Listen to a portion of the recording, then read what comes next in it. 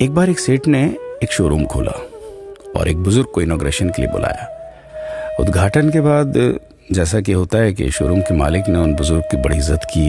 बड़ी इज्जत अफजाई करने के बाद उनको बताया कि देखिए, यहाँ पे 21,000 चीज़ें हैं इस शोरूम में बेचने के लिए। इसमें से आपको जो भी चाहिए, जितनी चाहिए आप ले लीजिए। बुजुर्ग हंसे और बोले कि इनमें से एक भी चीज़ मुझे जीने के लिए ज़रूरी नहीं लगती।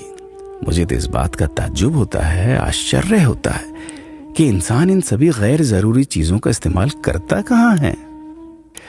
अब देखिए, एयर फ्रेशनर के बिना किसकी सांस रुक गई?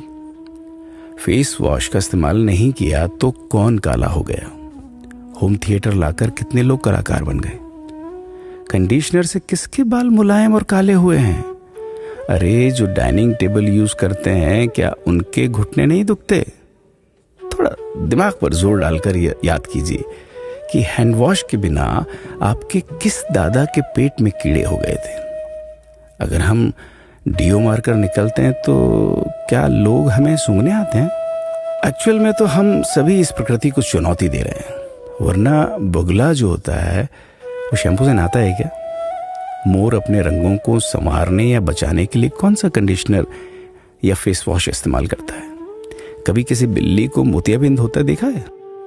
किसी खरगोश के बाल कभी गिरते हुए या सफेद होते हुए देखे हैं? इनहेलर या बाम के बिना भी कुत्ते के सूंघने की क्षमता उतनी ही तेज है। मधुमक्खी का शुगर लेवल बिना दवाई के भी कंट्रोल में ही है। अलार्म के बिना भी मुर्गा रोज उठकर बांग देता है। दरअसल इंसान पैसा खर्च करके दुखी होने की चीजें खुद ही खरीदता रहता है।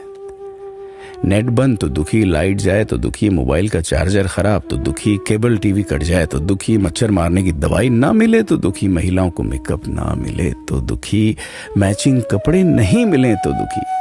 आजकल इंसान 10 मिनट में 20 तरह से दुखी और परेशान रहता है। बाकी तो गुड़ की रोटी या प्याज रोटी खाकर हाथों का तकिया बनाकर पीपल के नीचे जो आराम से सो जाता है, उसे दुखी करने के लिए तो फरिश्तों को नीचे आना पड़ता है। ये सब देखा देखी का खेल है। सच तो यह है कि सुखी रहने के लिए बहुत कम खर्चा होता है, लेकिन दूसरों को दिखाने में कि मैं कितना सुखी हूं, इसी में बहुत ज्यादा खर्चा होता है। जैसे जैसे सुविधाएं बढ़ रही हैं, दुखी होने के रास्ते भी खुलते जा रहे हैं। अगर आपको ये सब सच लगता है तो लोगों को जागृत कीजिए और फिजूल खर्च से बचाइए। दोस्तों, खुद सुखी होने के लिए खर्च कीजिए, दूसरों को दिखाने के लिए नहीं। हाँ, लेकिन अपना ख्याल रखिएगा।